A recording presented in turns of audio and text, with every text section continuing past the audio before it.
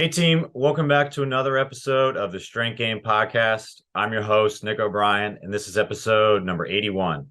The Strength Game is a weekly podcast dedicated to discussing all things physical culture with the coaches, athletes, iron enthusiasts, and experts deeply embedded in the strength game on both sides of the profession, both as coaches and as competitive athletes. I want to thank everyone who has subscribed to the show. Your support, those likes, shares, comments, passing it along to fellow colleagues, coaches, and athletes in the profession. Help us bring on more expert guests and highlight more individuals in the strength game, just like our guest today. Also want to thank our sponsors.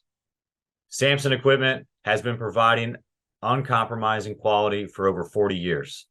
Samson products are long-lasting and made of the highest quality equipment on the market. Each project is built from the ground up with the ability to customize every need. The team at Samson focuses on developing the highest quality relationship with their customers, in addition to providing unparalleled quality in every piece of equipment bearing the Samson name. Learn more about Samson's professional weight room solutions and the Samson standard at samsonequipment.com. Also want to thank our sponsor, Cerberus Strength. If you're in the market for the highest quality strength and conditioning gear and equipment, sure to check out cerberusstrength.com and use promo code strength_game to receive an extra 10% off your next order.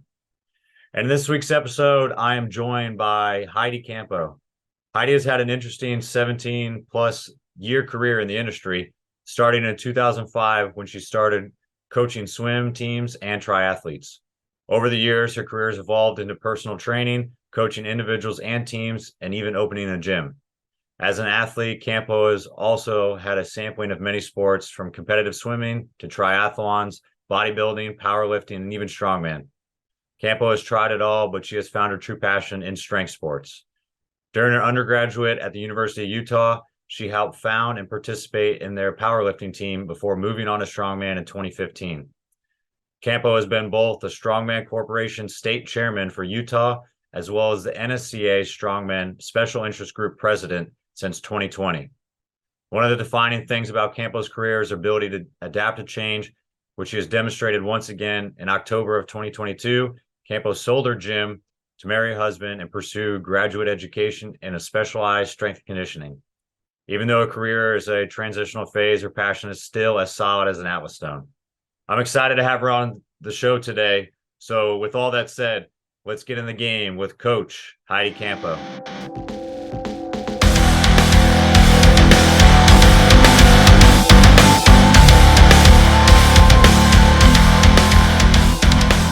What's going on, everybody? Today, I'm excited. I have Coach Heidi Campo on the show. How are you doing today? I'm doing fantastic, living the dream. I know you've had a lot of changes recently. We've been trying to go back and forth, but I know I'll say it publicly too. Congratulations on the wedding. Thank you. Congratulations on the move and new career and everything you got going on. I'm excited to touch on all this stuff, but wanted to say that first before we got going. Sweet. Thank you. Yeah, it's all very exciting. There is a lot, but it's super exciting stuff. I'd rather be busy than bored, so it's a great thing to Yeah. have. Hey, so let's get into it, because right away you've done a lot of strength sports, you've done a lot of stuff up into your career. So really want to get touched on how you got involved in strength sports, lifting, strongman, all those sorts of things that kind of get you to the point to what you're training at today. Yeah, so it's kind of a long story, but I'll summarize it. It's kind of always been a part of my life. So I started in the industry coaching at 15 years old, 2005. I started working with coaching swim teams and triathletes. And then I got more and more interested in what they could do on land. I got more interested in, cardiovascular training and how can we support the triathletes? Well, they need to get stronger, started getting into strength sports. Um, and it just evolved. I got into bodybuilding, did that very passionately and intensely for several years. I did, I competed myself in figure. I coached. I was even a judge for the NPC for a while.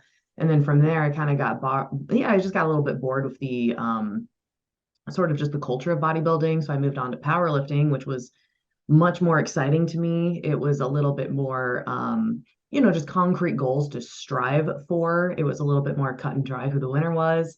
And then I got a little bit bored of powerlifting, still love it. Very, very passionate about powerlifting still. But once I discovered strongman, I was like, this is my jam. This thing it's dynamic, it's interesting, it's weird. The people are some of the coolest people you'll ever meet.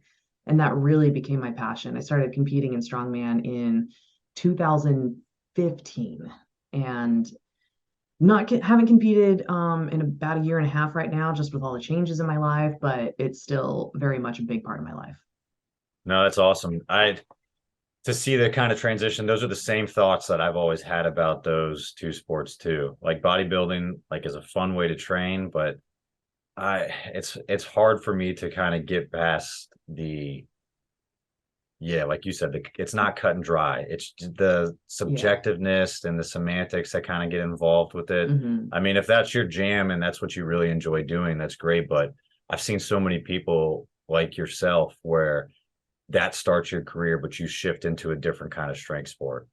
Yeah, yeah. And there's nothing, against it. I think if somebody wants to pursue strictly aesthetics and they enjoy doing it, like my thing is with the health and obesity crisis that's happening in our country and growing around the world, it's like if somebody wants to strictly pursue their looks and that gets them in the gym, it's like, you know what, man, good for you. But that's just not my personal interest.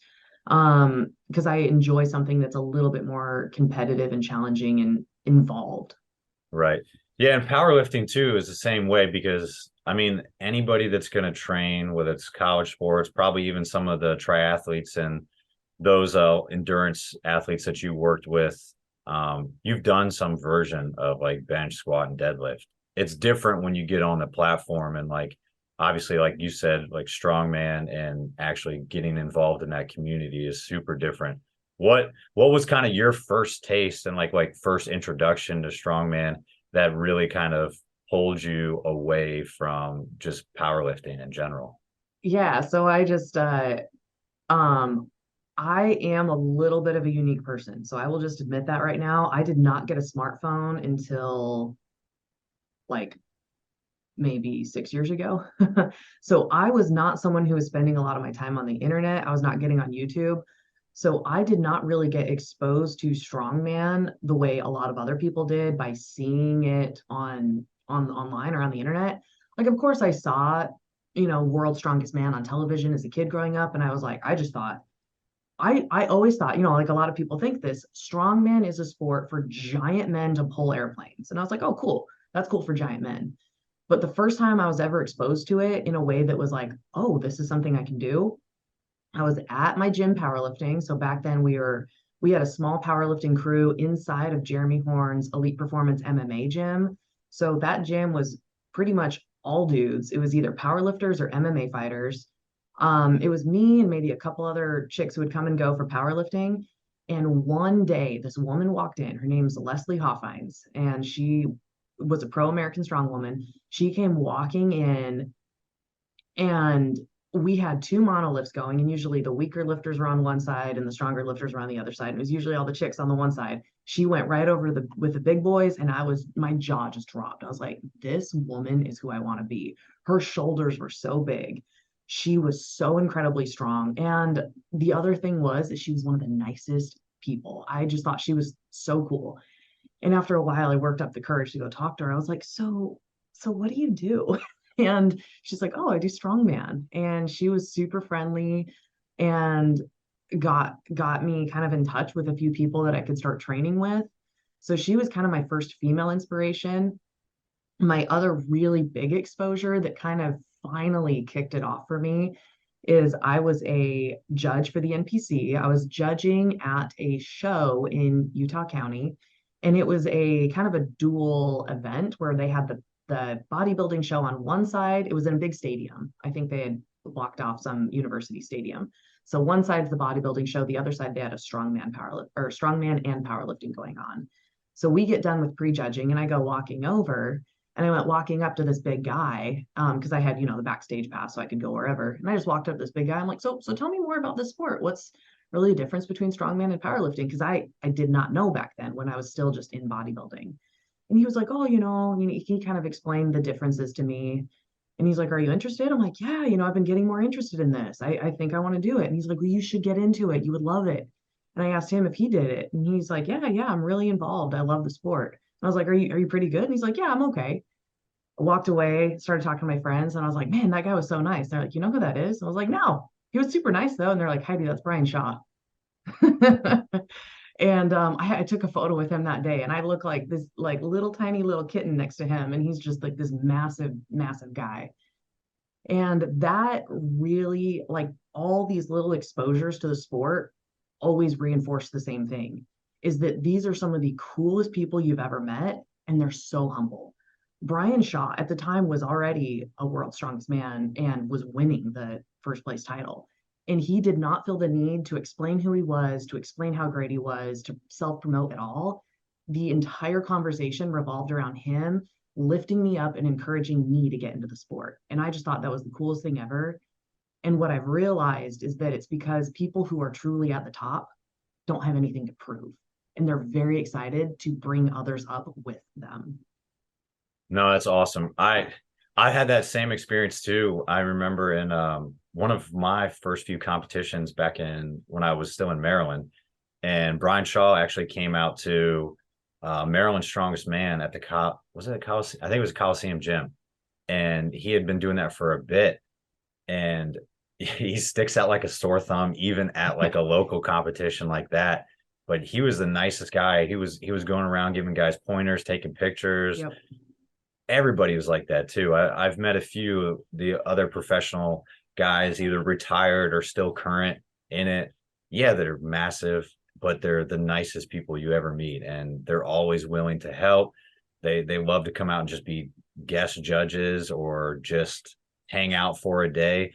It's really cool to see how welcoming they are and how encouraging they are, like you said, to Yeah. bring other people in and inviting to bring them into the profession, because I think that's the only way it's really grown. I've Oh done yeah. so much research on like World's Strongest Man and looking at how like the TV like contracts are weird and how they have to do it this far out. That's why the Arnold starts getting bigger, and because Mhm. they can do it live and things like that. But it's really just those guys kind of going around and doing all these small little touch points and promoting it within their local gym and meeting people at their like home area, like Brian Mhm. training in his backyard, and people coming over just to ask him what's going on. It's a really cool sport, and it's cool to see it get a little bit more exposure without it getting to the point where it's like over the top. Like you've seen like CrossFit and stuff where it just blows up, and for like good, bad, or indifferent, like how it works, like it gets exposure. But I like how organic it seems like strongman seems to build itself up, because then it doesn't lose its roots of that community. I don't know if you Yeah. kind of notice the same thing. Yeah, well, I think that strongman is very unique. I spoke a little bit about the history of strongman at my NSCA lecture that I gave at the Rocky Mountain Regional Conference in 2022, 2021, I don't know. And I talked a little bit about the history. And one of the unique things about strongman is it's still a little bit of a newer sport, and it's kind of a divergence from sports that already exist. So strongman and bodybuilding historically were one and the same. It started in the circus. And you'd have people like Eugene Sando who would, they'd flex their big muscles and they'd perform these stunning feats of strength for all the women to swoon over them. And it was an incredible circus act. And bodybuilding, for whatever reason, took off and became a little bit more organized way before strongman. And strongman didn't really become its own thing until World's Strongest Man started promoting it as a TV show. And when it started promoting it as a TV show, that did something that changed the direction of the sport forever. Is it was selling something that was very like viewership. Viewership is what it's all about. So for World's Strongest Man, it was first and foremost entertainment. Secondarily, it was a sport. And so maybe it wouldn't be the best lead, best judged, or, hey, it's not the best athletic rules. We're just doing this to impress the audience. Then along comes the Arnold, and they decided to make it a little bit more of a mainstream sport, a little bit more regulation to it. Your log your world record log press isn't going to change different kinds of logs every year, just, for fairness of the sport. So the Arnold is really something that started to curate the sport into what we're seeing as it is today. And I think a big person that we have to thank for that is Dion. She's the owner and CEO of Strongman Corporation, and she really is the matriarch of this sport, and she has helped it become what it is. And I do not think the sport would be where it's at without her leadership and just work that she's put into the sport over all the decades. Yeah, I think that's a great way to put it too. Like between World's Strongest Man and Arnold, like just the entertainment value that, or how they were kind of targeting the audience. I remember watching some of the old competitions too, and people would get upset like how they set up some of the events, because it wasn't like who really was the strongest. It was who kind of played, how they tailored an event to make it look cool so it was relatable. Because powerlifting, if someone goes in and watches a show,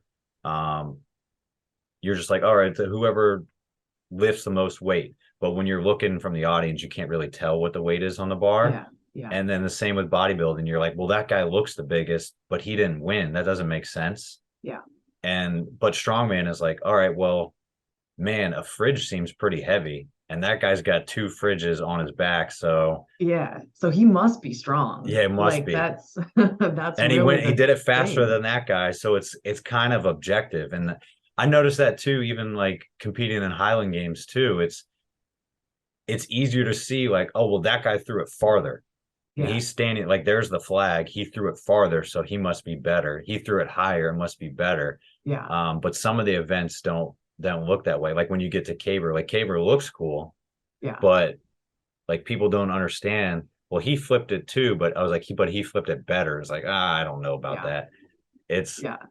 you definitely have to play to the audience, but Arnold is cool because now that it's so ungodly big, and it's like Mhm. almost like 4 days long at this point. Yeah, and Rogue's getting involved, and it's Everybody, massive.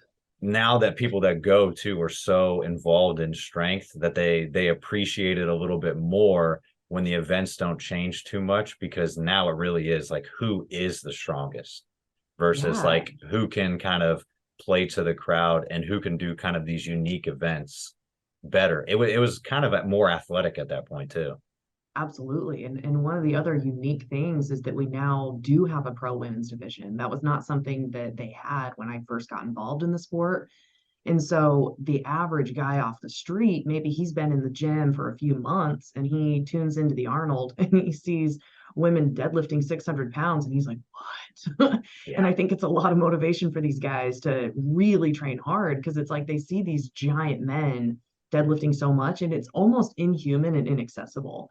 And they write it off like, oh, it's just drugs, it's whatever. But then you see like a woman doing it, or even like a smaller woman like Lovelace, like she's a monster. And again, one of the nicest people you've ever met. I cornered her at official strongman games recently, and she had given me some dating advice once on the internet. And I told her, I was like, hey, you gave me some advice. I'm married now. And she was so happy for me, gave me a big hug, and pound for pound, the strongest woman on the planet, and still a super cool human.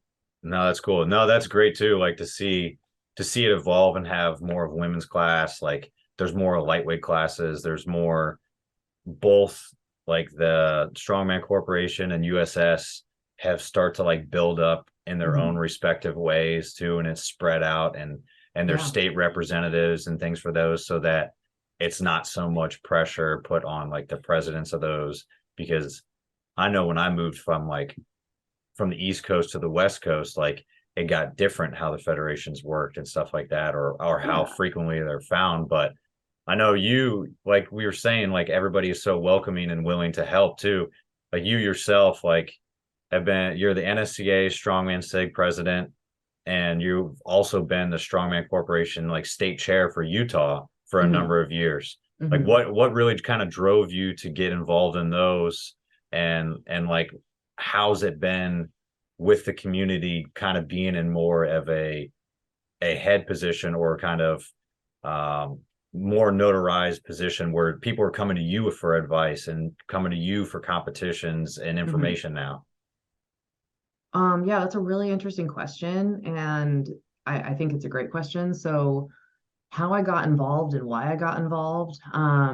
First, I'll say kind of how I got involved, and that's really because there was a gap. Previously to me stepping in as the Strongman Corporation chairman for the state of Utah, that role had not been filled in a number of years.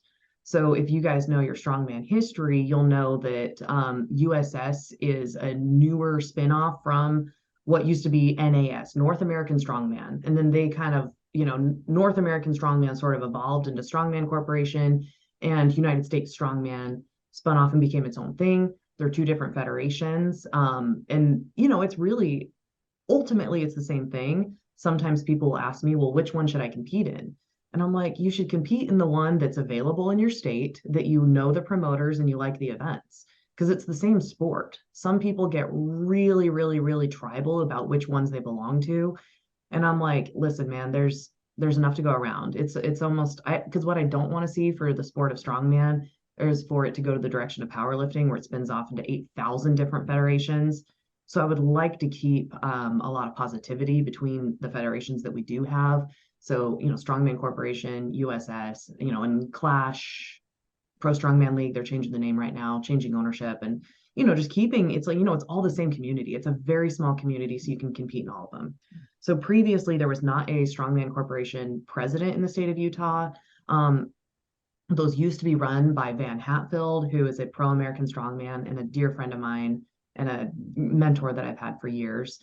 But then there was a gap. And so I had Magnus Magnuson, who's a friend of mine. He came from Iceland and he was just traveling through around Christmas time. And we thought, hey, why don't we just have a Magnus conference or Magnus workshop at my gym? And when the workshop finished up, he was kind of asking me, so what's going on with strongman in Utah right now? And we were all talking. And he was like, well, there's not a state chairman. And I was like, well, no. And he's like, you should do it. And I was like, okay. And he's like, tell you what, I'll text Dion right now and I'll recommend you. And so Magnus texted Dion. He's like, hey, Heidi would make a great state chairman. And then Dion texted me. She's like, hey, Magnus gave you the stamp of approval. Let's do it. I was like, okay. So I kind of got thrown into it. I didn't try to get that leadership position, but I did choose to take it. So that's the second part of my answer is how it happened. That's how. And then why stems from some of my other experiences that I've had with other mentors. So thankfully, growing up in Utah is an absolute mecca for coaches and athletes for some reason. I don't know what's in the water, but there's a lot of big names. That is a small pond with some very big fish in it. And so I had the opportunity of training with Dan John in his garage gym on a number of occasions on and off. And Dan John, first of all, if you have the opportunity to train in his garage, you should do it, because that garage is a museum of strength history. He has so many signed pictures from so many greats. And he has one rule. So you don't pay a membership because, it's his house, it's his garage. But he asks that if you keep coming back regularly, that you bring something in to, put in the museum, so to speak. And he had a picture of one of his old mentors, and I was asking him about it, and he was like, I owe that man everything.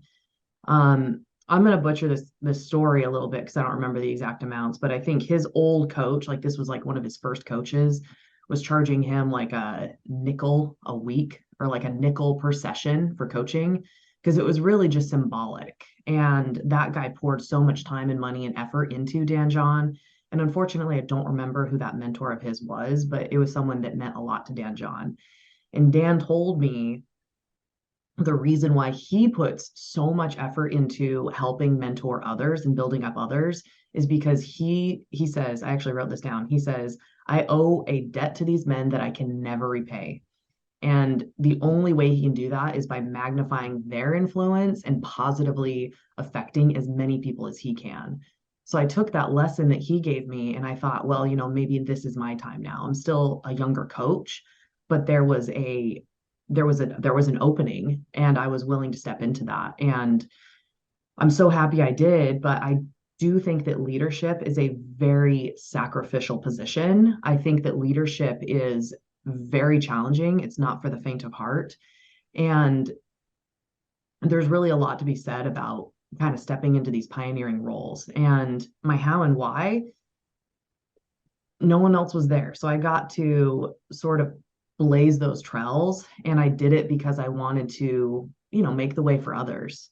And here we are. Now Strongman in Utah is growing and thriving, and we have USS and Strongman Corporation are both very alive and well. The sport is skyrocketing in Utah. There's strongman gyms popping up left and right in the state because now there's opportunity for the athletes to compete. Because once you put it all together, it's like if you build it, they will come. So strongman in the state of Utah is blowing up. It's incredible. That's awesome. No, that's really cool too to hear like how Dan John like actually thinks about his mentors and how other people that's a great way to show other people too, like how they should treat their mentors and everything as well. And even being a young coach, like I think young coaches, I think there's both sides of the coin where some coaches shouldn't be mentors just because they feel like they've been in it a little bit and they just project themselves and they're not really giving out good information, or they're just trying to highlight themselves in a different manner. They're not really trying to give back. They're just trying to self-promote and in a way of disguising it as a mentor. But I think, like to your point, like kind of getting thrust into it. And I mean, anytime Magnus for Magnuson gives you the stamp of approval, you're not really going to say no to that. So it's just, sir, yes, sir. you can't do anything, but there's always going to be someone that's above and below you. So I think even if you're a young coach, there's still enough people that are kind of fantasizing being in your position. They're really enamored by what you're doing. You can still, even if you're not like 20 years into the profession, 30 years into it, you don't have a lot to draw back on. You can still, you're blazing the trail. You're doing it on your own right. You're still leaning on other people. I think you still have the same obligation and ability to tell someone who's maybe in a lesser position or a different type of position. You can give them advice and you can still be a mentor. I don't think you have to slap a mentor title on yourself, but everybody in some way should be able to give advice if someone's reaching out for it. Yeah, 100%. It doesn't have to be unsolicited all the time, but it's something that I think you have to do, especially in strength sports and coaching, to be able to kind of give back in a way. And I think you've done a great job taking the reins for a lot of those things. Thank you. I appreciate that. Certainly hasn't been easy. It's been a lot of work. But I'm so glad I did it because I learned so much for myself, and I feel like I was able to share so much with others, and I really loved all these opportunities. Yeah, I think you did an incredible job with it, and you've transitioned a lot, like up until what you're doing. I know we'll touch on it a little bit briefly, but at one point you opened your own gym in Utah. Yeah. And like you took it, obviously COVID kind of threw a wrench in it, but you had that for 10 years where you were a manager, you were a strength coach, like you took it online, you had different classes, you started bringing people in like Magnus to come talk like in the gym. You brought more strongman and powerlifting and everything to that area. Can you talk, you can be as brief or you can be as in-depth as you want. Yeah. Can you talk about like where you started with it and kind of the inception, how it kind of got built, and then like what you're doing now after now kind of exiting from BTA in like 2022? Yeah. So wow, what an amazing past decade it's been for me. And I think the biggest theme with my entire career is that I've always just been taking one step and just, 1 foot forward, 1 foot forward. And BTA was just, it was several strides in the whole book of my life. So I have never not been a coach. Ever since I've been working, I've been doing some kind of coaching, from working with swimmers and triathletes in 2005. I became certified as a personal trainer in 2010. I got actually certified with ACE my first time around, and started kind of trying to get into more personal training and coaching back then. And this was before, keep in mind for any listeners out there, 2010 was before Facebook and Instagram for businesses was really a thing. So I tried to start an online coaching business way before this was all a thing. And I laugh at it now because it's just so absurd. But I don't know if y'all remember Yahoo Answers. You remember that? It was almost like a Reddit type thing. Okay. So you'd have your Yahoo email account, and then they would have these questions that would pop up for just like people would just ask questions, and they're sort of open forum questions. And you could search them by topics. There'd be health questions, this and that. And I had set up a website, and I would spend maybe 2 hours a day trying to get clients, and I'd go on to Yahoo Answers, and it's basically like a Reddit. And I would just answer as many health questions as I could. And I would just be pumping out so many resources. And I never tried to be salesy. So I'd always just end it with like my website. And I'm like, and if you want more information, check me out. And it was like I was like a bot before there were bots. And I never got a single client from it, but it was a really good lesson in putting in all the work. And then, I kind of got more and more into personal training, started personal training at the University of Utah. Around that same time, I opened up my business. This was when I was super passionate about bodybuilding. So my business was originally called Body Temple Aesthetics because my whole mission at that point was I wanted to kind of show people to treat your body like a temple, but that you can also look really good. Because I didn't want people to separate being healthy with looking good. Because there's kind of your like hippie granola types that don't really put a lot of thought or effort into the appearance. And then there's your super bodybuilder types that they'll give themselves a heart attack to look good and win on stage. So I was trying to put health and aesthetics together, realized I wasn't super interested in that path. So then I changed the business name to Body Temple Athletics, and which I thought was real slick. Same acronym and everything. And at that time, I actually did open up my own gym. So prior to that, I had been growing just a personal training business inside another gym, paying my rent, growing my book of business. And by the time I changed the business name to Body Temple Athletics, I had enough clientele that I was able to pay my own rent in my own facility. So I started off in a really small facility. I was in there for like 13 or 14 months. It was a short lease. It was really just an office building that I converted into like a powerlifting studio because we had a combo rack, we had a deadlift platform, and then I had like a little lat pull downs and dumbbells. So we really made do with a very small space, which is fine for powerlifting because you don't need to move around. Um, Around that time that I was getting ready to scale up, I was realizing that I really wanted to try and create a space for more strongmen because prior to that, I had been training strongman down in Mapleton, which is in southern Utah. That was where the old Patriot Strength Club was, and that's where I was training with Van Hatfield, Kevin Ferris, Leslie Hoffines, Jordan Larson. Like these are some big, big names. Like I said, small pond, big fish. And I was going down there to train with them. And for me, I was living up at the University of Utah.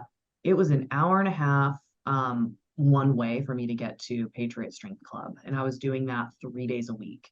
So an hour and a half there, an hour and a half back. My commute time was 3 hours total. And then we would train for about 3 hours.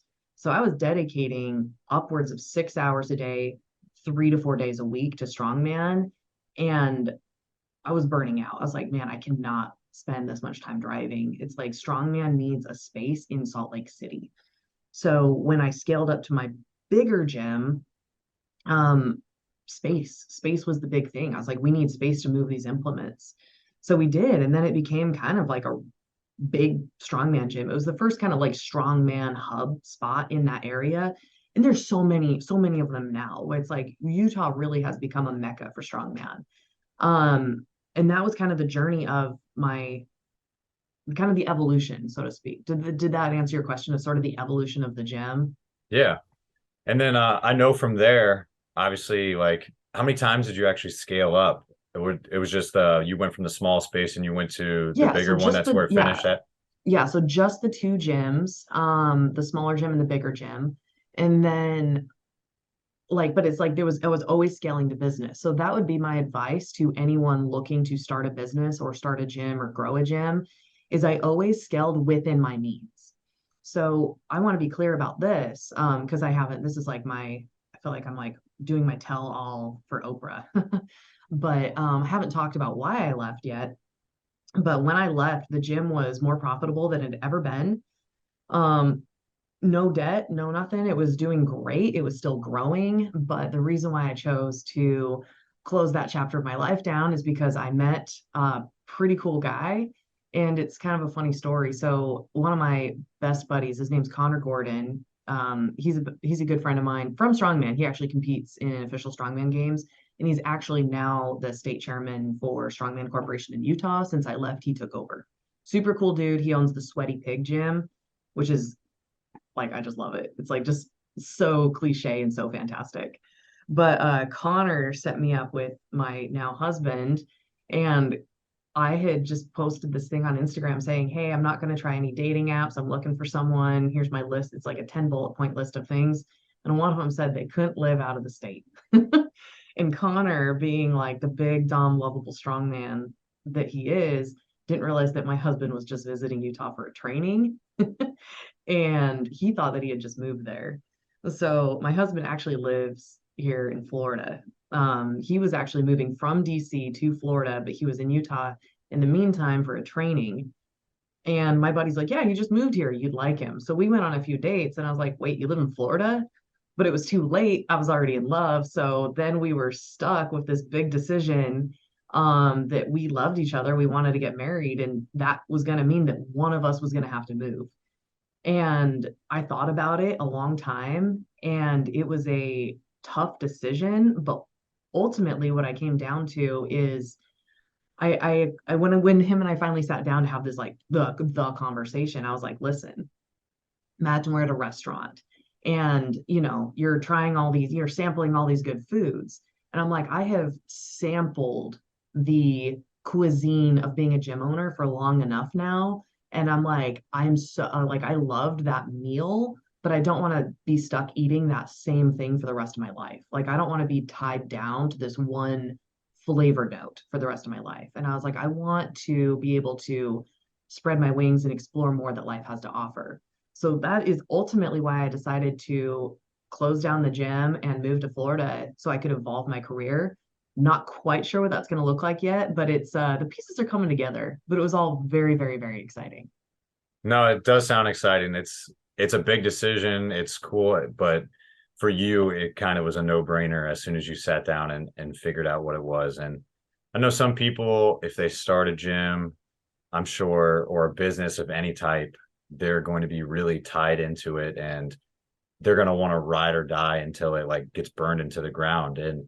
And I don't think that's necessarily what you do. Obviously, I don't have something like that, but I don't think I would run the podcast until like no one was listening and I was having zero people actually like tune Mhm. in, or I had no interest for people to want to get on the show. So it's cool to see you leave it on top when it's being successful and say that's just a chapter of my life and now I can move on and do something else. Mhm. And sometimes businesses just fail and get tanked to the bottom as well. And that's fine. At least most people don't even get it off the ground. That's And true. The statistics for gym ownership is really hard. So if that's something someone wants to get into, do your homework. yeah, have and the I have the funds, act your wage. Do not go into massive amounts of debt to start a gym. Don't keep buying equipment like there's no tomorrow. I always scaled and bought equipment as my memberships increased. And that's why I think I was so successful, is because I didn't bite off more than I could chew. I scaled one small step at a time. no, that's a lot of great advice, especially if you're looking at doing like a brick and mortar. And Yeah.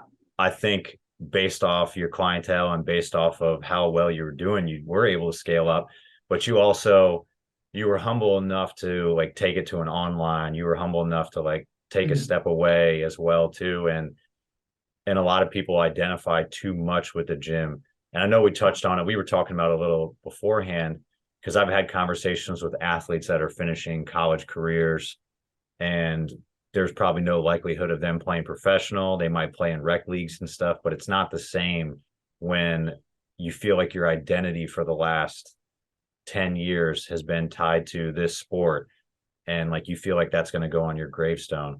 Like, did you have kind of that feeling? You probably had it in the beginning or at like certain stages of time when you were like deep in like BTA is this is everything. But I don't know if you feel that way anymore. Like, hey, that is a chapter, but like I'm not tied to like I'm Heidi Campo, the gym owner. I'm Heidi Mhm. Campo, the strength coach. Like it's part of your identity, but it's not the whole story, if that makes sense. How would Absolutely. you kind of describe it, or how were you able to kind of separate you personally versus me, the gym owner? Great question. So honestly, let's kind of tie it back to the whole theme here, the strength game. You've got where's my hand? Right here. There you go. We've got this, beautiful chess game going on, and I'm going to get a little philosophical here. So, cut me off if I get too deep, but it's like it is a game. There's a game of life that's going on, and we have to be strategists in the big picture. You cannot be dead set on moving a certain piece to a certain place if that's going to put your king or queen at risk. You have got to keep the whole big picture in perspective. So to get a little bit philosophical here, I'm a Christian, so I've tied my faith into a lot of the things I do.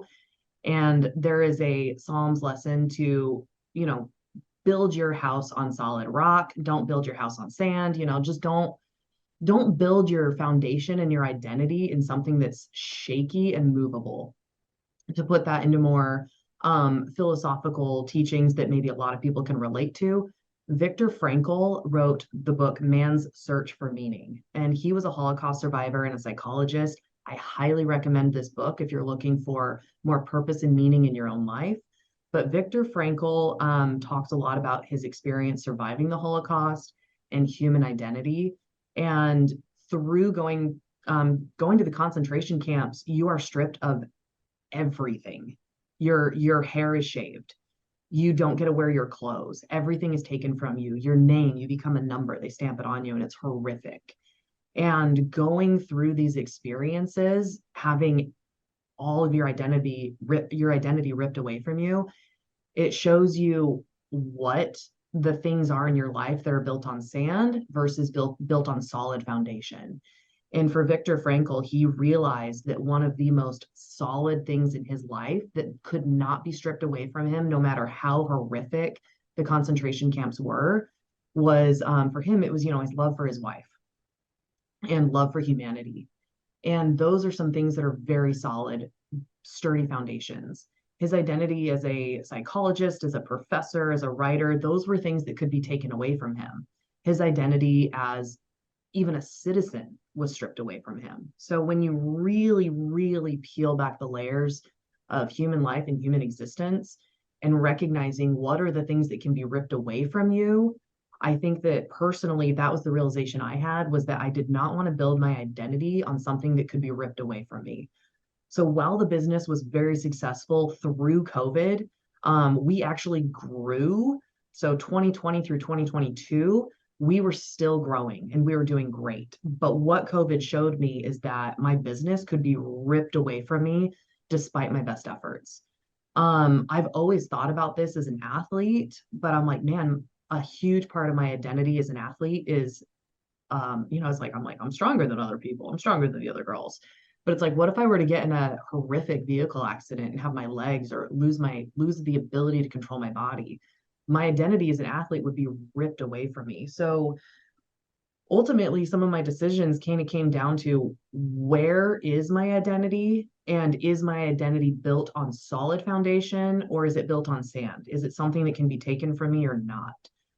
So I'm still redefining what that looks like now, but I realize that being a gym owner, an athlete, or even a coach is something that I highly enjoy. They're big parts of me, but it's not my identity anymore.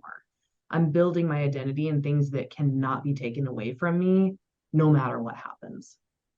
No, it's a great way to put it. Like actually tying all those things in, like those are pieces of you, but it's not what you really hang your hat on the most. And building your foundation on something that's actually sturdy, that like no matter your effort, no matter what happens, outside resources, outside opinions, anything like that, like those things can't be taken away. That's a great way to put it. And I think a lot of people, athletes, coaches, anybody that's in like different businesses can definitely, it's a hard reflection to kind of do and like put on yourself.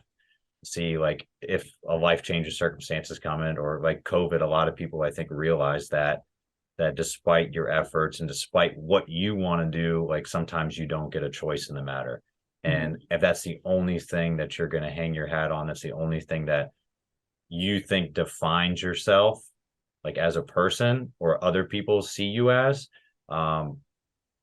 it's very hard to hold on to that when everything is against you, and Yeah. you need to find something a little bit sturdier to really define yourself as. Yeah. Yeah. And so that was it was huge. It was a massive realization for me. And it wasn't easy. There was times I cried. When I first started, even after I got married, I went from being Heidi, the strength athlete, gym coach, badass, to I would, go places with my husband and be like, "Oh, this is Dan's wife." And I was like, "Whoa, oh, my soul." And it was like to just go from all of this to being the wife was really hard for me, but I don't mind anymore now. I'm like, now I'm kind of like, well, I can just sit back, I can analyze people, and then I can like jump in with some really cool advice and then like back out. I'm like the shadow figure now. It's like I'm having a lot more fun playing around with my new identity, and it's fantastic because I'm drawing my confidence now from a new identity that's stronger than who I am and how I'm introduced. Right. Yeah. You're built up more than just what people, like your title or what people call you or something you did. Mhm. And people are pretty afraid of change all the time, especially if something they've invested 10 years of their life in, or something Yeah. that you've been doing since you started coaching when you were 15. Like that's a big part of your life. And Mhm. that's a big change to kind of undergo, like uproot yourself, like get married, move down, start a different type of Yeah. career. Um, while all those things are still a part of your life in some way, maybe they're not the main thing anymore.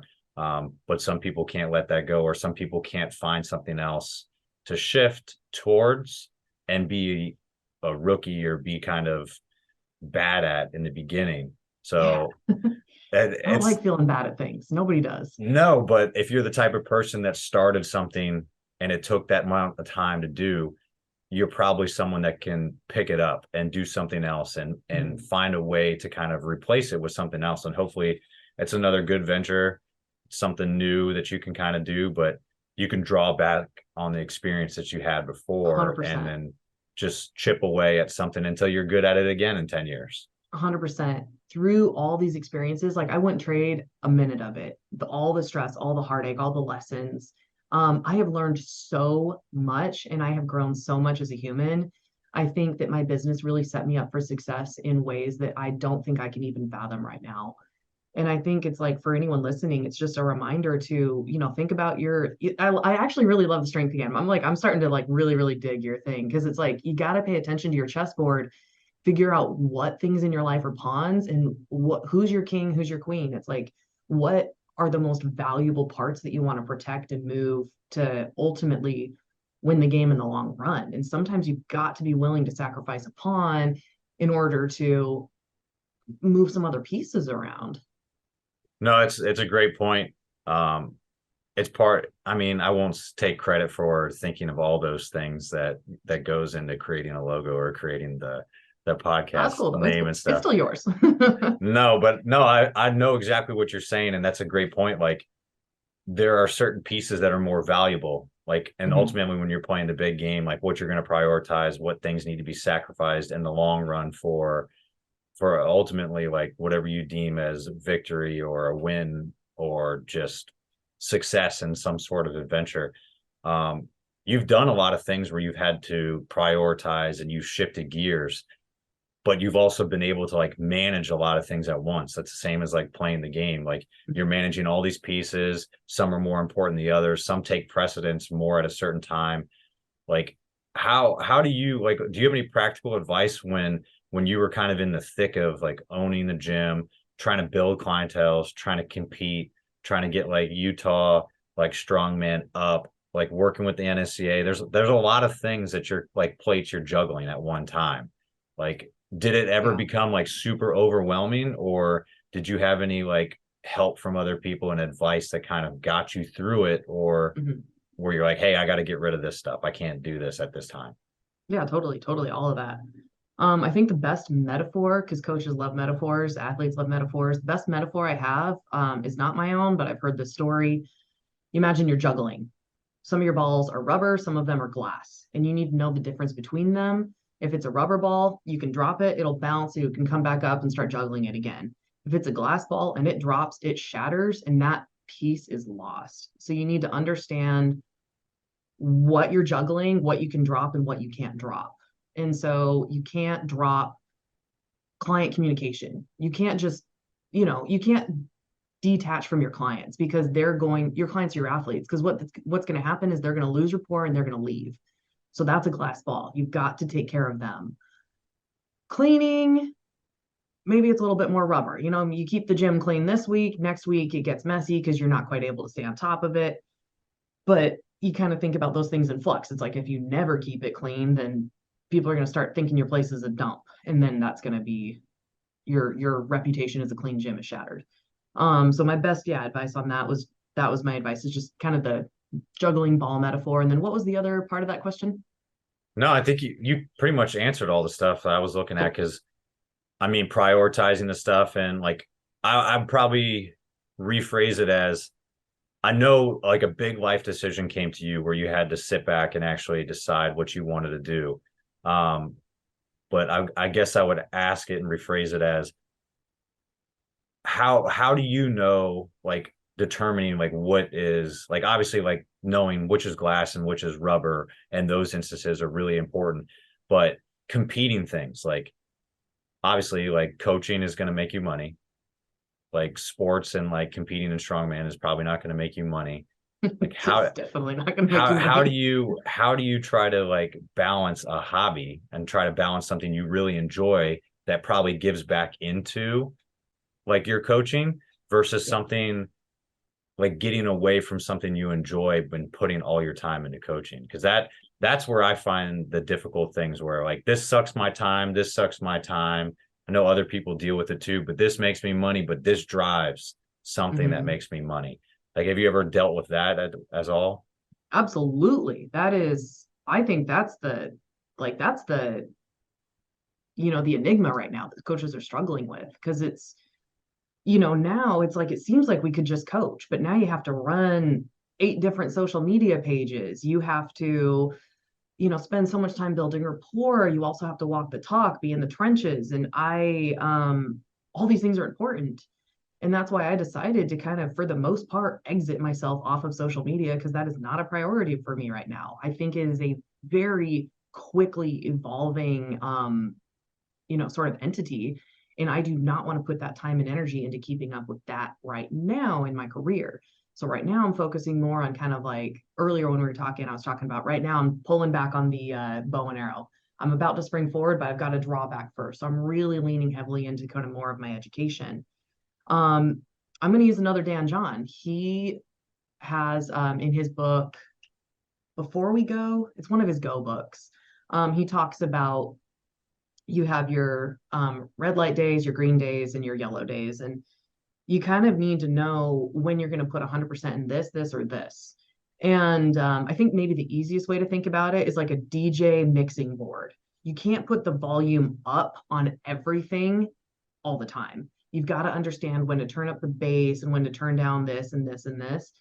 And that's the art of coaching because we talk about that a lot. Coaching is a science, but it's also an art. And it's a little bit of a personality type. And I think that's going to be a different answer for each person. You need to know where you need to turn up and down the volume. I see some coaches get super, super involved with one piece and they forget all of this. This is some of your old school guys who do not know how to promote themselves at all. It's like they're uploading their professional headshot and it's like, it's just the top of their forehead. It's like, oh my man, you are so good at coaching, but you are so bad at this part. Or the people who are all self-promotion, it's like, it's like they're they're a 1 inch deep puddle of knowledge. It's like their face is everywhere and everyone thinks they're so great. And then you get into their philosophy and it's like, there's not a lot there, man. So it's think about the DJ mixing board and knowing when to turn up and down the different pieces. Yeah, it's definitely an art. It's you see the people that are niche at something, they're really good at something, but they completely neglect something else. And I think having the time where you step away and like you're afforded that opportunity to kind of sit back and evaluate who you were as a coach and how you were kind of doing things, or maybe sit back and like put your philosophy on paper or put like your social media plan like on a calendar. Like those are opportunities that you can really, before you start getting back into the weeds of coaching or competing or Hmm. training, things like that, it helps you kind of structure and organize what you're going to do, because the profession is so dynamic. And Hmm. like you said, there's so many different things that are competing for your attention and your priority, like between conferences, like networking with coaches, like doing stuff like this, where you're taking time away from an opportunity where you could be making money, or an opportunity where Hmm. you could be like spending time with family, things like that. It's an ongoing battle of how to Yeah. prioritize your time and your self-worth, that some coaches just do one thing really well and that's it. And some Yeah. people do everything and become a jack of all trades, but do none of them well. And it's Yeah. And that's where it kind of comes down to, it's like I've really had to take time to set my concrete foundation. And my faith has always been my lighthouse for me. And it's like, the ultimate mission of Christianity, whether some Christians are doing it well or not, is to love your neighbor. I know it's kind of controversial. Some people don't do it very good, but that's my ultimate why for coaching, is to, love my neighbors, love my athletes, love my mentors. Anyone that I interact with, I'm trying to show that love to them and that respect and build them up in all the ways that I can show them love. And ultimately, that's my why. So if I'm looking at my mixing board and I have this financial opportunity that's so fantastic, I'm going to make even more money, but it's going to take away from my ability to show my athletes the love that they need and require. That's going to be my filter through which I make my decisions now. And when you have a very, very, very solid why, it makes all your decisions easier. Now, it doesn't make them like easy in the sense of like, oh yeah, it's so easy to turn down more money. No, that's still hard, but it's like it makes my decisions more clear, I should say. I'm like, okay, this is the clear choice, even if I don't like it. I know that this is what I should be doing. And it just gives me that really strong um, roadmap for how to deal with all the choices I have in life. exactly. Then when something's presented, you can kind of go back, depending on like, regardless of how you feel in that moment, or if something's presented itself in a new kind of light, you can say, this is what I've always kind of, this is my why. This is what I've always kind of come Mm-hmm. back to. Does it align with what my goals are? Does it align with who I am as a coach, who I am as a person? Because something new like that can look really enticing, but you don't want to be in that position and then realize like a few months down the line, like, this isn't what I thought it was going to be. This isn't really what I want to do.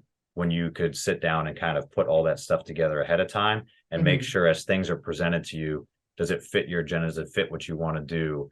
Yeah. Versus just kind of take on opportunities and they not align with what you want to do. Yeah, yeah. And to circle back to one of your other questions, how do you differentiate between two things that are kind of competing with each other that are both seemingly so important?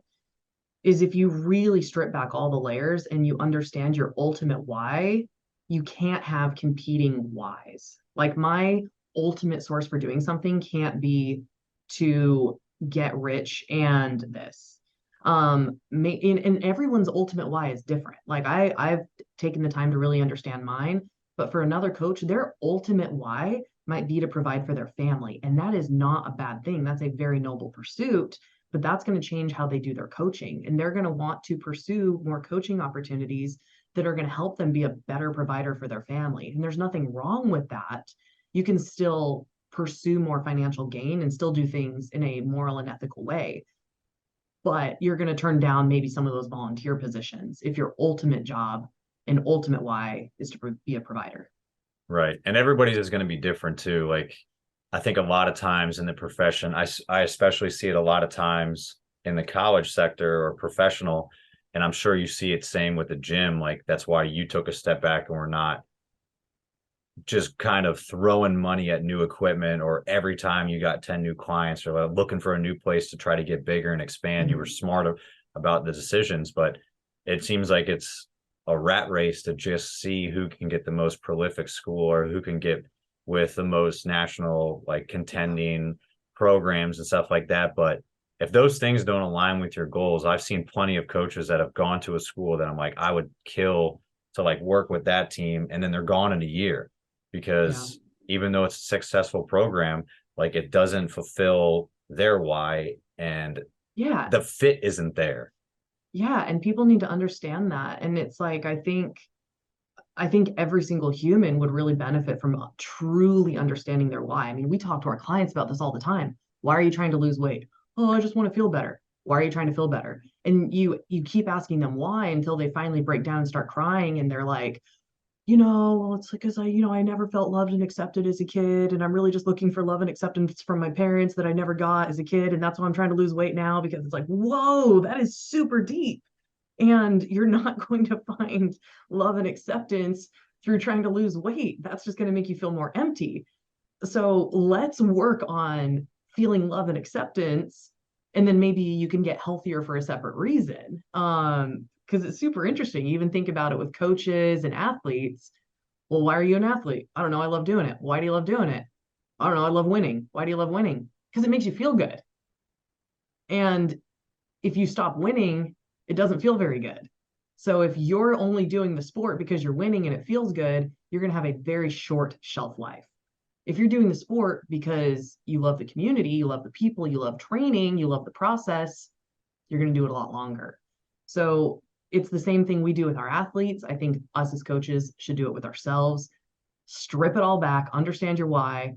And then sometimes that can help you make some big decisions. You're like, maybe I'm only really doing this because I like the attention I get. And maybe that's not a very healthy behavior. And this is not the healthiest place where I can get that attention. Maybe I should, get a dog. They're going to give you a lot of attention.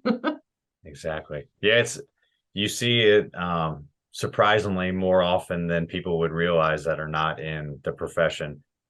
You see it's hard for coaches to take their own advice. And even though we tell clients all the time and we tell athletes and we do all these things for them to try to like peel back those layers and get to the root of the issue, the root of their why. I don't know if it's a time commitment or most coaches don't find their own version of a mentor or coach to help them with that process, which I think every coach should have someone that they can lean on. 100%. But yeah, we don't often do that ourselves. So was there someone that specifically kind of helped you with this? Was this a realization you came to? I know you've talked about getting into the profession and you've talked to some strong women in it. You've talked to Magnus and things and people like that who have been rooted in this profession. But oftentimes there's people that are outside the profession too that give you business advice, give you personal advice and stuff like that. Is there anybody that you've like really leaned on when it comes to either resources or situations that come like this that has kind of become your mentor when you get to a problem that's just like beyond your control and beyond your why? It's kind of a deep question. It's a little bit of a tricky one because I can't honestly say it's been one person. I think in some ways, every single human that I've interacted with through my mentors, to my colleagues, to my athletes, to my friends and family, they've all influenced me in some way. And I pick up all the different pieces and lessons that I get from them. And to really be the best coach that I can be, I think one of the best skills you can have as a coach is to be very introspective. Um, one of my best mentors is my athletes, and truly empathetically listening to them is going to give you so much insight. I have learned more from people who it's their first day in the gym than I have from some veteran coaches.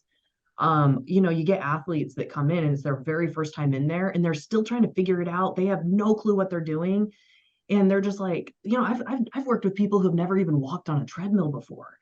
And they come in and they're explaining things in such simple terms that you're just like, oh, that makes so much sense. And then you, as the coach, you take all of your information and scientific knowledge and everything that you're doing, and you collaborate with your athletes with they know their bodies better and they come with a whole different perspective and worldview, and you can combine those things together. And then if you just mix it through your own introspectiveness, you can really create something very, very cool that you either share with them or you use to, grow yourself as a human. I like it.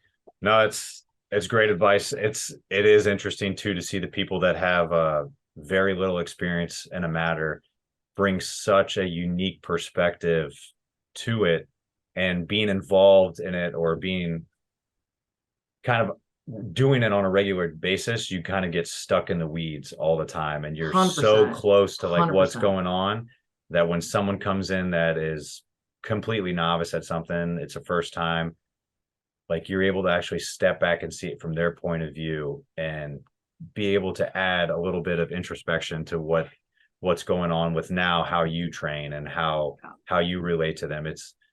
It's unique, and I always like talking to those freshman athletes or I love people that it. are outside the profession, because somehow I can get it to relate back to what I'm doing. And like to your point exactly too, I learned so much from other people that have nothing to do with coaching or athletics, and that information almost helps me more for what I'm doing in mine 100%. because it's relatable, but in no way is like bogged down with the same regurgitated information or advice. 100%. That's it right there. That's it.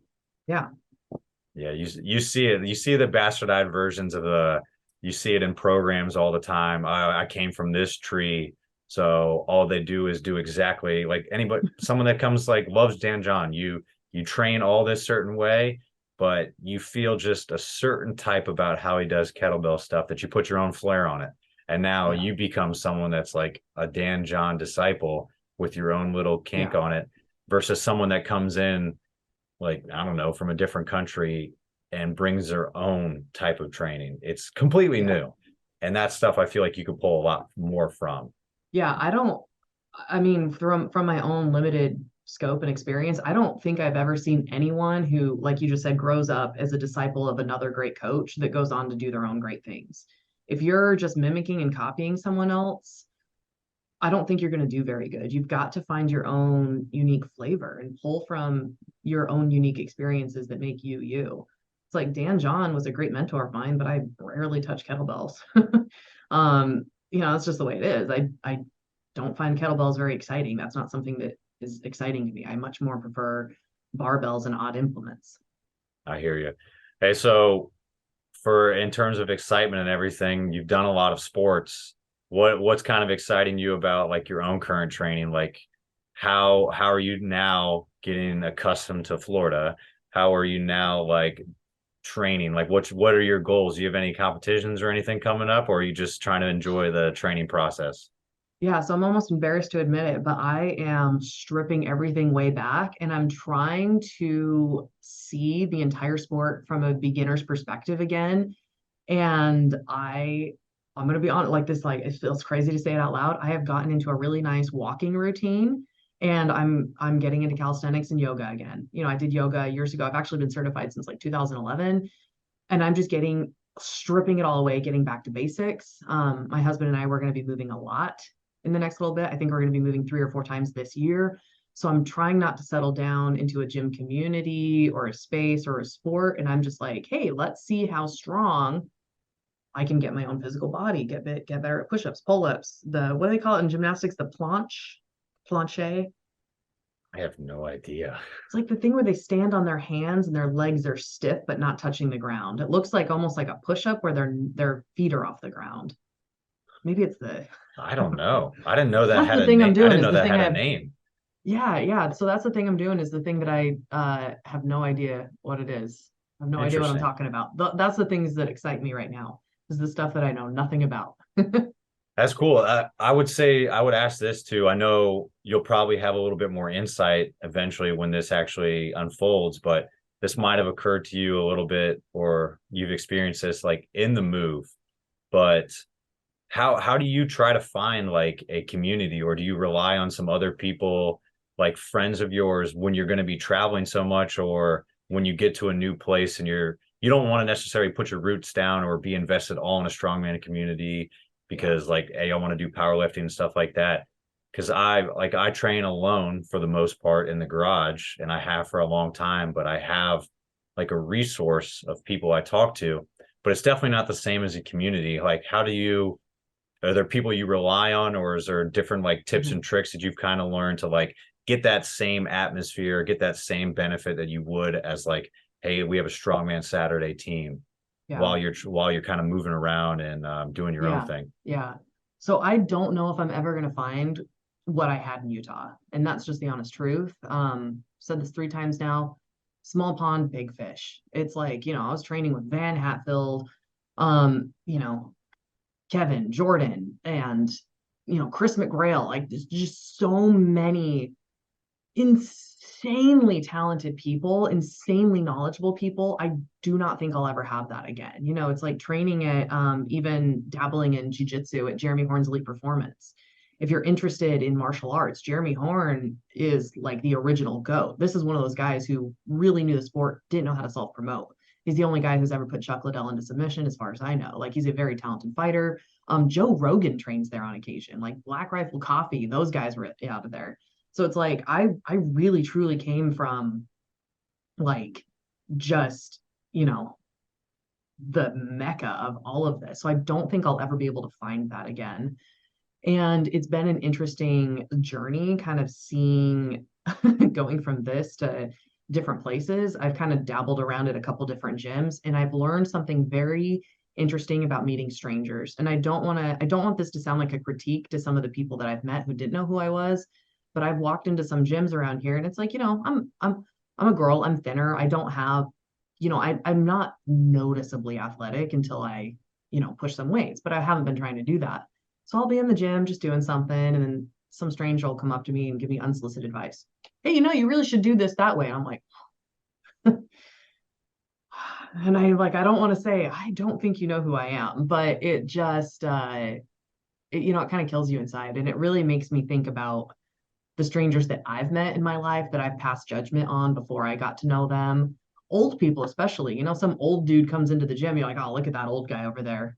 He's not doing what I'm doing. He clearly must not know what he's doing. And it's like, turns out he's like some superstar from whatever he's done in his life. Like, I think old people are probably very passed over in society. I think they have a lot to offer.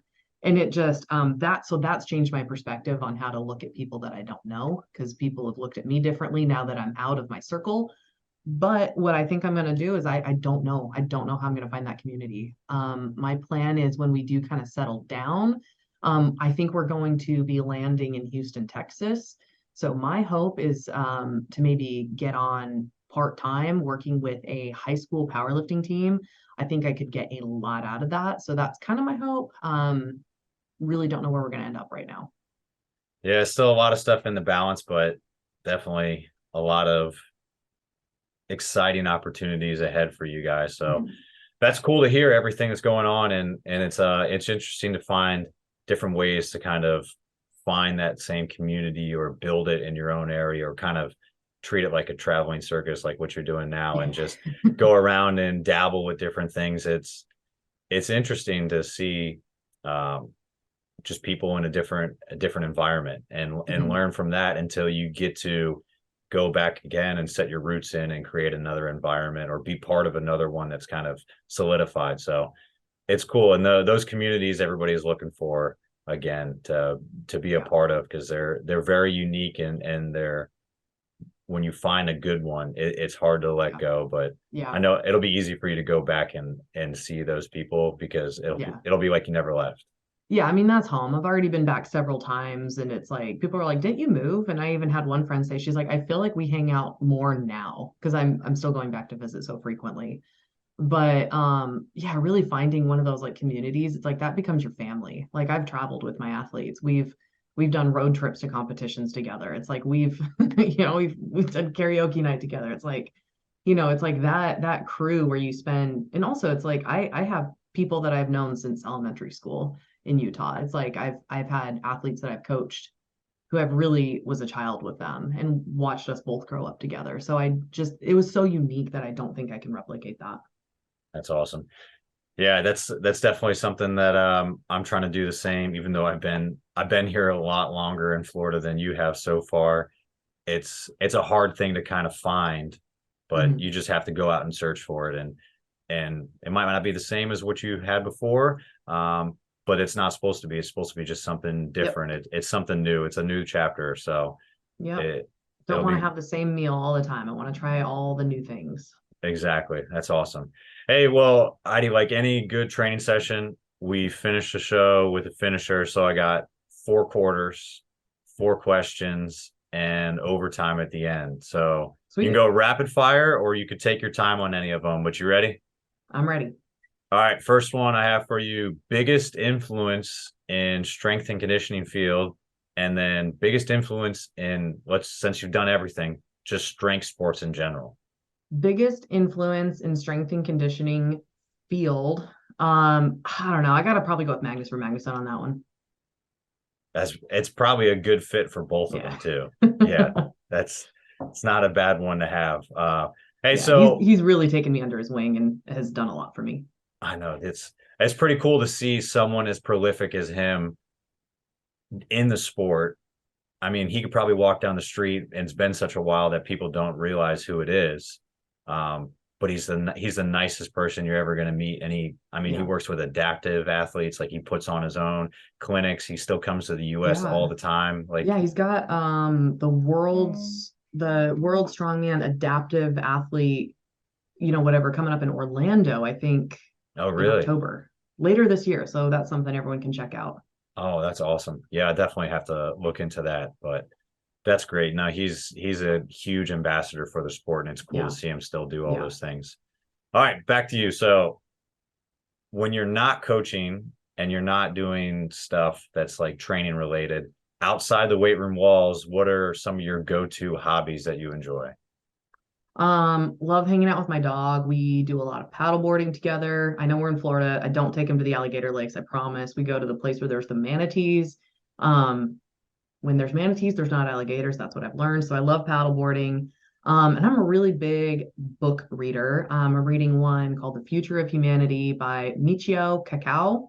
He's Japanese. What do they call it? Something physics. He's a physicist. But yeah, I love reading. All right. Hey, so if you weren't in the coaching field, I know that's taking some shifts right now. What do you think you would be doing as a profession? And if you could pick a sport you haven't touched yet to maybe dabble in or compete in, what do you think that sport would be? So what would I be doing if I wasn't a coach? Um, Assuming that I had the education for this, I think it would be really cool to be a astrophysicist or cosmologist. Very interested in space science. That's something that gets me very excited. So I'll watch a lot of YouTubes on physics and space. And then the second part of that was Pick what would be a sport you've never like sport. competed or trained in that you would consider doing? Um, maybe I don't know, maybe like just like something like super out there, like kayaking, like competitive kayaking. Like my brain is just going to like outdoors sports right now. Because I'm kind of into that. I used to want to get into base jumping until I realized I'm scared of heights, so can't do that. I didn't know Maybe if you something got to adrenaline Florida. related. I didn't know if you got to Florida, it was going to be probably pickleball or disc golf or something. Oh man, yeah, Those are like no. the go-tos down here, it seems like. My mom plays pickleball, so I associate it with a mom sport. I know it's not though. Nice. Hey, well, when you're setting up an ideal training day for yourself, what is like on the radio or your favorite PR song? And then what is the best hands down post-training meal look like? So I have been obsessed with The Who. It's HU, not the classic rock band, the WHO. So The Who is Mongolian throat singing, and they've done a lot of cool like classic rock mashups.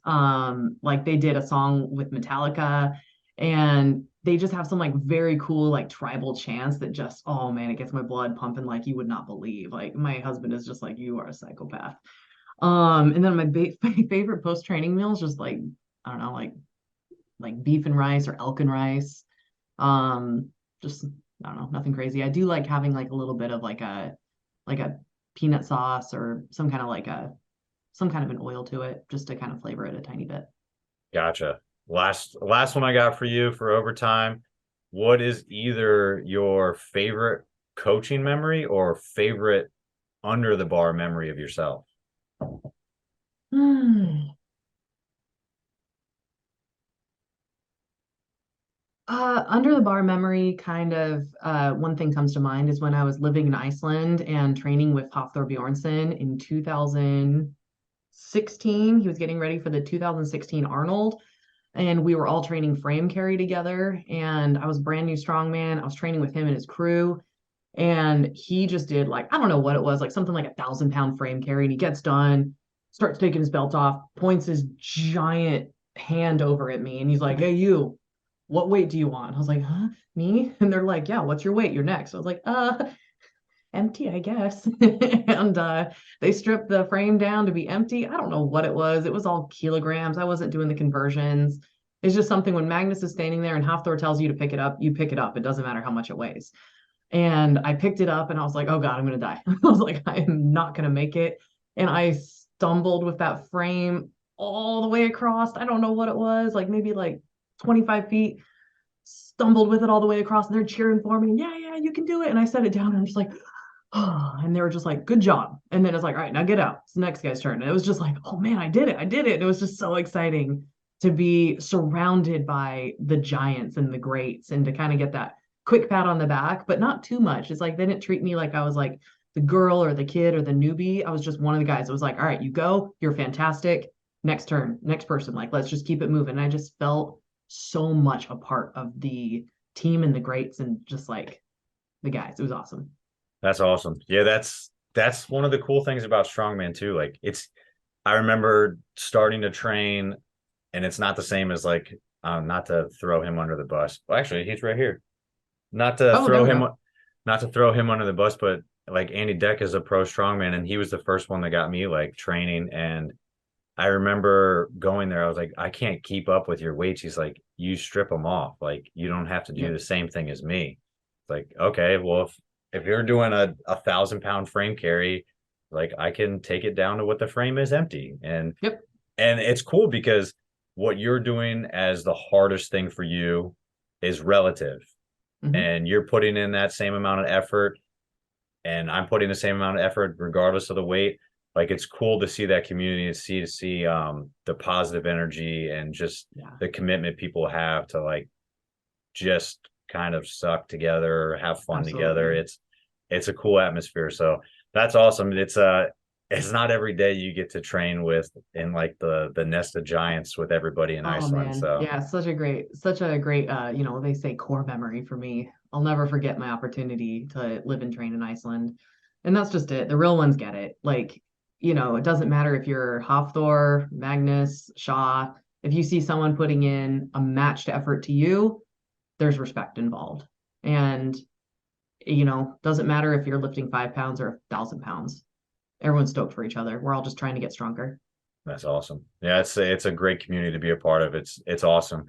Hey, so for anybody that's got any more questions for you, they want to follow along or reach out and kind of see after this episode, where can they kind of get a hold of you or follow along? I know social media is not your favorite, but probably LinkedIn right now. I actually I think I'm going to probably put together a website, like a HeidiCampo.com type thing, and just kind of just have a place for people to kind of follow along, because social media is moving too fast for me right now. But yeah, probably LinkedIn.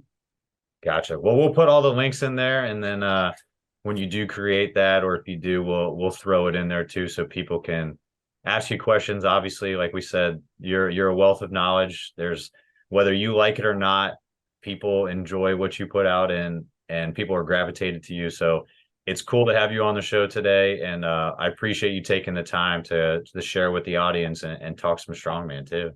Yeah, no, thank you for the opportunity. I love talking about this stuff. Awesome. Well, take care. Thanks. That's it for this episode of The Strength Game. Thank you again to this week's guest and to our sponsors. Be sure to connect and keep up with our guests at the links in the description below. Remember to subscribe to us on Apple and Google Podcasts, Spotify, or your favorite podcast provider to stay up to date on all future episodes. Also, check us out on YouTube and CoachO'Brien.com, where you can find all the video versions of these episodes, as well as show notes, episode schedule, and much more. Comments, ratings, and reviews are always welcome and appreciated. Thanks again for tuning in, and be sure to join us next week for another great episode of The Strength Game.